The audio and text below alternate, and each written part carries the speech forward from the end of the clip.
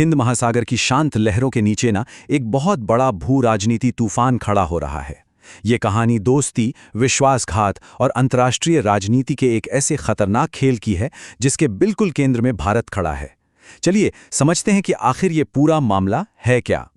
बस एक पल के लिए सोचिए, हिंद महासागर के नीले पानी में एक विशाल युद्धपोत शांति से आगे बढ़ रहा है। ये कोई आम जहाज नहीं है, ये है ईरान की नौसेना का जहाज आइरिस देना। कुछ ही दिन पहले ये भारत में दोस्ती का जश्न मना रहा था, पर उसे क्या पता था कि वो एक बहुत बड़े खतरे की तरफ बढ़ रहा है। कहानी की शुरुआत होती है 17 फरवरी से। इसी दिन ये जहाज भारत के साथ दोस्ती के पुल बना रहा था, लेकिन महज 2 हफ्ते बाद 4 मार्च को ये दोस्ती का पुल एक जोरदार हमले में टूट गया और नतीजा 87 सैनिकों की दर्दनाक मौत। मतलब दोस्ती से लेकर मौत तक का ये सफर सिर्फ 15 दिनों में तय हो गया। तो शांत लहरों में आखिर ऐसा कौन सा तूफान आया जिसने सब कुछ बदल कर रख दिया? सिर्फ 2 हफ्तों में ये दोस्ती दुश्मनी में कैसे बदल गई? आइए इस घटना के पीछे की कहानी को थोड़ा और करीब से देखते हैं। देखिए, सिर्फ 2 हफ्ते पहले की ही तो बात है। यही ईरानी जहाज भारत में था। मिलन 2026 नौसैनिक अभ्यास में हिस्सा ले रहा था। भारतीय नौसेना ने बकायदा ट्वीट करके उनका स्वागत किया था, दोस्ती की बड़ी बड़ी बातें की थीं। विशाखापट्टनम में दोनों देशों के सैनिक एक साथ परेड कर रहे थे। माहौल एकदम दोस्ती और सहयोग का था। और फिर 2 हफ्ते बाद उसी दोस्ती के जश्न से लौट रहे 87 ईरानी सैनिकों की लाशें समुद्र में तैर रही थीं। हुआ ये कि एक अमेरिकी पनडुब्बी ने MK-48 टॉर्पीडो से इस जहाज पर हमला कर दिया और देखते ही देखते उसे डुबो दिया। अच्छा, इस पूरी घटना पर भारत की प्रतिक्रिया क्या थी? स्रोत के मुताबिक भारत ने हमले की निंदा करते हुए कोई भी आधिकारिक बयान जारी नहीं किया। ईरान को कोई संदेश तक नहीं भेजा गया और तो और बचाव अभियान में भी कोई हिस्सा नहीं लिया, जबकि श्रीलंका की नौसेना ने 32 सैनिकों को बचाया था। स्रोत तो ये भी दावा करता है कि भाजपा के आधिकारिक अकाउंट से ट्वीट किया गया, ये हमारा मामला नहीं है। अब ये घटना ना सिर्फ एक जहाज के डूबने तक ही सीमित नहीं है, इसका असर पूरी दुनिया की अर्थव्यवस्था पर पड़ सकता है, क्योंकि अब दुनिया का सबसे जरूरी तेल का रास्ता खतरे में पड़ गया है। ये है हॉर्मुज़ जलडमरू मध्य। इसे दुनिया का सबसे महत्वपूर्ण तेल चोक पॉइंट कहते हैं। मतलब एक ऐसा तंग रास्ता जहां से तेल के जहाज गुजरते हैं। ईरान ने धमकी दी है कि अगर उस पर हमले ऐसे ही जारी रहे तो वो इस रास्ते को बंद कर देगा, और इस रास्ते का बंद होना पूरी दुनिया के लिए एक बुरे सपने जैसा होगा। अब इस स्लाइड में जो बात है वो सच में दिलचस्प है।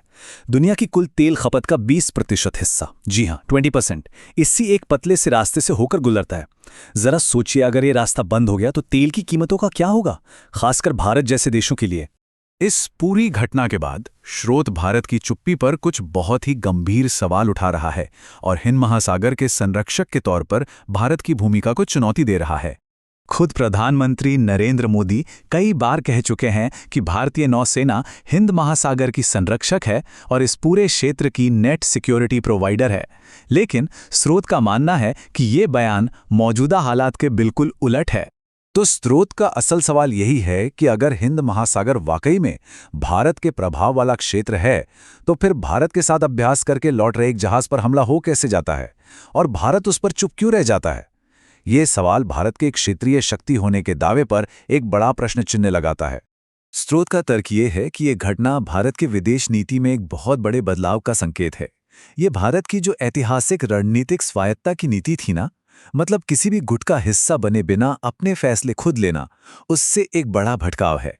चलिए देखते हैं कि ये बदलाव कितना बड़ा है।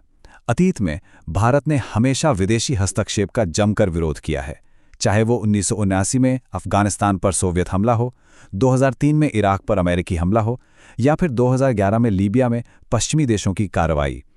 लेकिन स्रोत के अनुसार इस बार ईरान पर हुए हमले पर भारत ने पूरी तरह से चुप्पी साध रखी है।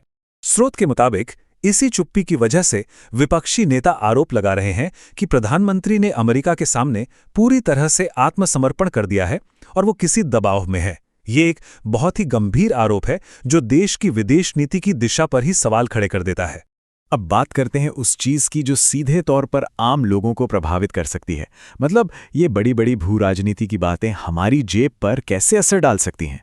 ये चार्ट हमारी एक बहुत बड़ी कमजोरी को दिखाता है। भारत अपनी जरूरत का 55% तेल मध्य पूर्व से आयात करता है। रूस से सप्लाई पहले ही बाधित है। ऐसे में अगर होर्मुज का रास्ता बंद होता है तो भारत के लिए एक बहुत बड़ा ऊर्जा संकट खड़ा हो सकता है। तो क्या इसका सीधा मतलब ये है कि पेट्रोल और भी महंगा हो जाएगा? क्या डीजल की कीमतें भी आसमान छूने लगेंगी? और क्या हमारे घरों में इस्तेमाल होने वाले गैस सिलेंडर का दाम भी बढ़ जाएगा? ये वो सवाल हैं जो अब हर किसी के मन में हैं।